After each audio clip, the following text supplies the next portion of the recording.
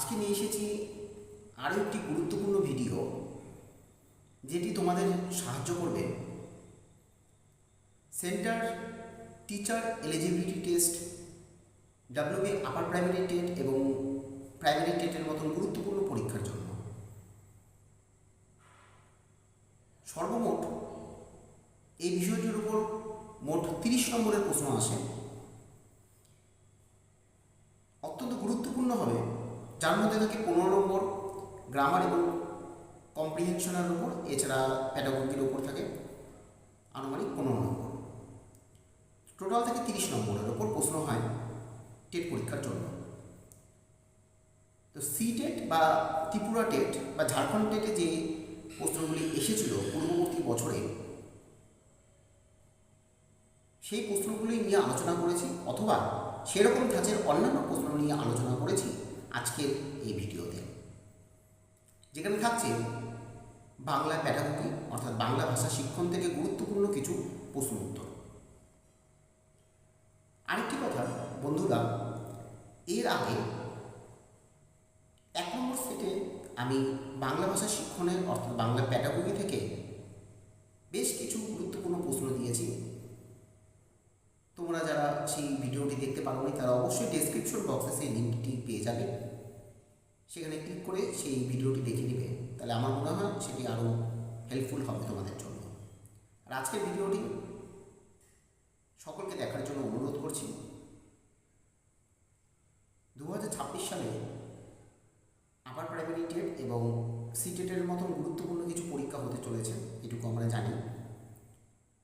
সেই প্রস্তুতিটির কথা মাথায় রেখে আমার চ্যানেলে আমি বাংলা, সিডিপি এবং অন্যান্য বিষয়ের উপর কিছু ভিডিও প্রতিনিয়ত নিয়ে আসব। তোমরা অবশ্যই আমার চ্যানেলটি ফলো রাখো, আর যারা নতুন ভিউয়ার্স আছে তারা অবশ্যই চ্যানেলটির পাশে থাকতে লাইক, শেয়ার এবং সাবস্ক্রাইব করে রাখবে। বাংলা প্যাডাগোজি সেশনের 4 নম্বর সেটের 1 নম্বর কোশ্চেন, প্রদত্ত বাক্যটির পরিপ্রেক্ষিতে নিচের কোনটি সঠিক নয়? ছড়া, গান, মন্ত্রপাঠ শিশুদের। এর জন্য 4টি অপশন রয়েছে।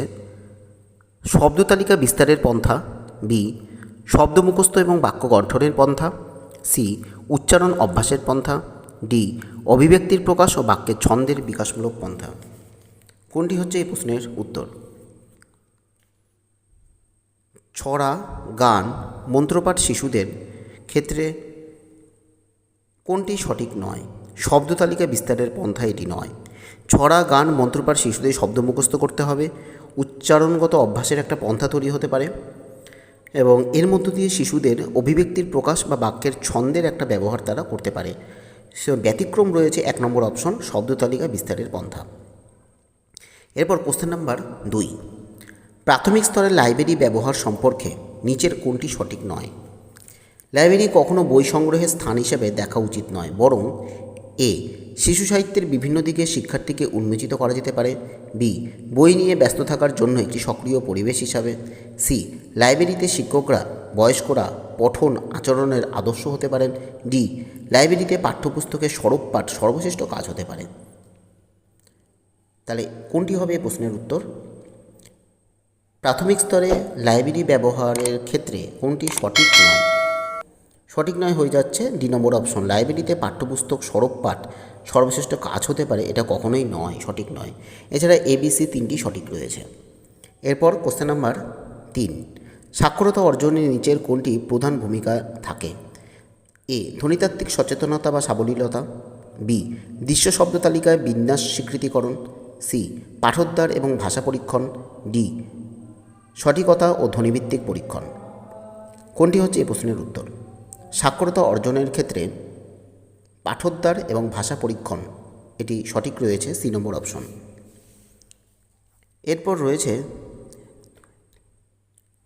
কোশ্চেন নাম্বার 4, কার্যকরী ব্যাকরণ শিক্ষণ সম্পর্কে নিচের কোনটি সত্য নয়? এ প্রকৃত সংযোগ সাধনের পরিবেশন, বি ব্যাকরণের নিয়মগুলি সঠিক উদ্ঘাটন, সি সংযোগ সাধনে অনুশীলন প্রদান, ডি নিয়মগুলি মুখস্থ করে ব্যাকরণ শিখন। কোনটি সঠিক নয়? কার্যকরী ব্যাকরণ শিক্ষণ সম্পর্কে কোনটি সঠিক নয়? হ্যাঁ, সঠিক উত্তর হয়ে যাচ্ছে ডি নম্বর অপশন। নিয়মগুলি মুখস্থ করে ব্যাকরণ শিখুন, সেটা কোনোদিনও ব্যাকরণের সঠিক শেখার পন্থা নয়। তার মধ্যে সঠিক শেখার কার্যকরী ব্যাকরণ শিক্ষণ বলতে আমরা সংযোগ সাধনের পরিবেশ, ব্যাকরণের নিয়মগুলি উদ্ঘাটন এবং সংযোগ সাধনের অনুশীলন প্রদান, এগুলি প্রয়োজন আছে। এর পরবর্তী কোশ্চেন নাম্বার 6, সাক্ষরতা শিক্ষণ আবেদন যাকে বলা হয় লিটারেসি টিচিং অ্যাপ্রোচ, যেটি বর্ণ ও ধ্বনির সম্পর্কের ওপর জোর দেয়, সেটি কি? সামগ্রিক ভাষা আবেদন, বি ব্যাকরণ অনুবাদ, সি পরিস্থিতিমূলক আবেদন, ডি ধ্বনিবিদ্যামূলক নির্দেশ। সাক্ষরতা শিক্ষণ আবেদন এটি বর্ণ ও ধ্বনি সম্পর্কের ওপর জোর দেয় ধ্বনিবিদ্যামূলক নির্দেশের ক্ষেত্রে, অর্থাৎ ডি নম্বর হয়ে যাচ্ছে এই প্রশ্নের সঠিক উত্তর। এর পরবর্তী প্রশ্ন কোশ্চেন নাম্বার 6, তৃতীয় শ্রেণীর একজন শিক্ষক তার শিক্ষার্থীদের পার শব্দটি ব্যবহারের যোগ্যতা প্রদর্শন করে তাদের সঙ্গীদের 5টি করে প্রশ্ন করার নির্দেশ দিলেন। উদাহরণ, তুমি কি সাঁতার কাটতে পারো? এই ধরনের প্রক্রিয়ার উদ্দেশ্যটা কী ছিল? 1 মৌখিক সাবলীলতা অনুশীলন, বি নিয়ন্ত্রিত মৌলিক অনুশীলন, সি মুক্তবাচক ক্রিয়া, ডি নিষ্ক্রিয় শ্রবণ। কোনটি হচ্ছে এই প্রশ্নের উত্তর? এই ধরনের প্রক্রিয়াটি ছিল মৌখিক সাবলীলতা অনুশীলন। এ নম্বর হয়ে যাচ্ছে এই প্রশ্নের সঠিক উত্তর। এর পরবর্তী প্রশ্ন, কোন পদ্ধতিটি বাস্তব জীবনের পরিপ্রেক্ষিতে ভাষা ব্যবহারের প্রধান উদ্দেশ্য উপযোগী পরিবেশ সৃষ্টি করে?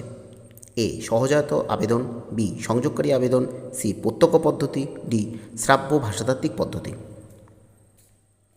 ভাষা ব্যবহারের প্রধান উদ্দেশ্যের উপযোগী পরিবেশ তৈরি করে সংযোগকারী আবেদন, সংযোগ সৃষ্টি করে ভাষা ব্যবহারের ক্ষেত্রে বাস্তব পরিবেশের পরিপ্রেক্ষিতে। বি নম্বর হয়ে যাচ্ছে এই প্রশ্নের উত্তর।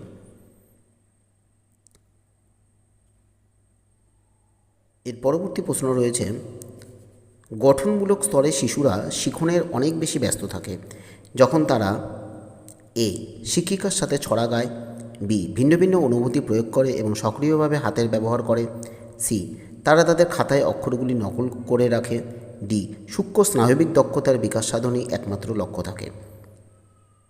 কোনটি হচ্ছে এই প্রশ্নের উত্তর? গঠনমূলক স্তরে শিশুরা শিখনে অনেক বেশি ব্যস্ত থাকে যখন তারা ভিন্ন ভিন্ন অনুভূতি প্রয়োগ করতে পারে এবং সক্রিয়ভাবে হাতের ব্যবহারও করতে পারে। বি নম্বর হয়ে যাচ্ছে এই প্রশ্নের সঠিক উত্তর। এর পরবর্তী কোশ্চেন, পঞ্চম শ্রেণীর একটি ছাত্র বলল, আমি আমার কাজটি নির্ভুল হওয়ার জন্য শিক্ষকের কাছে জমা করার আগে চূড়ান্ত বিচার করলাম।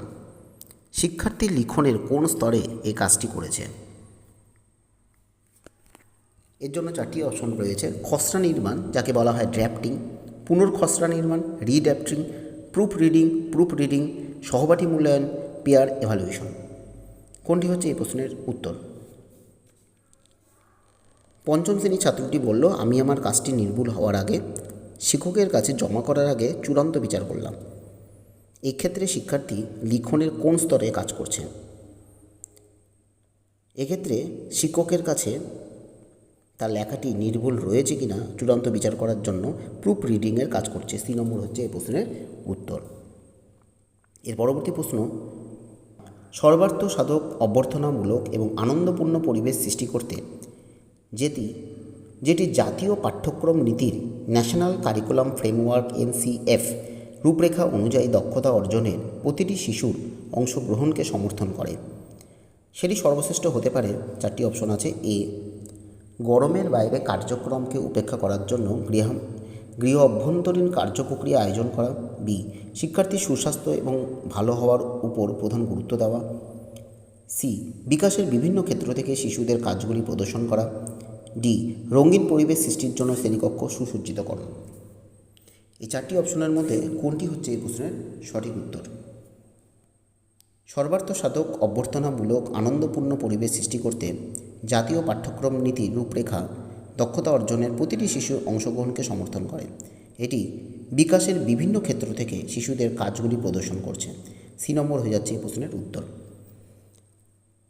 4 নম্বর সেটের আজকের লাস্ট কোশ্চেন 10 নম্বর। কোশ্চেন নাম্বার 10, নিচের কোনটি প্রাথমিক স্তরে পাঠ্য বইয়ের পরিকল্পনার আদর্শ নয়? 1 পাঠ্যক্রমমূলক আদর্শ যাকে বলা হয় কারিকুলাম প্রিন্সিপাল, বি উপস্থাপনামূলক আদর্শ যাকে বলা হয় প্রেজেন্টেশন প্রিন্সিপাল, সি বাস্তব আদর্শ কংক্রিট প্রিন্সিপাল, ডি প্রযুক্তিগত আদর্শ টেকনোলজি প্রিন্সিপাল। চারটি অপশনের মধ্যে কোনটি হচ্ছে এই প্রশ্নের উত্তর? প্রাথমিক স্তরে পাঠ্য বইয়ের পরিকল্পনার আদর্শ নয়, সেটি হয়ে যাবে বাস্তব আদর্শ অর্থাৎ কংক্রিট প্রিন্সিপাল।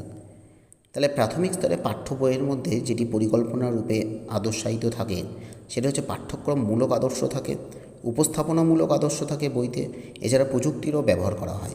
সুতরাং সি নম্বর হয়ে যাচ্ছে এই প্রশ্নের সঠিক উত্তর। আজকে বাংলা প্যাডাগোগি বা বাংলা ভাষা শিক্ষণ পর্ব থেকে কয়েকটি গুরুত্বপূর্ণ প্রশ্ন নিয়ে আলোচনা করলাম। এর পরবর্তী ভিডিওতে বাংলা বিষয় বা চাইল্ড সাইকোলজি অথবা ইংরাজি বিষয়ের ওপর ভিডিও নিয়ে চলে আসব। ধন্যবাদ।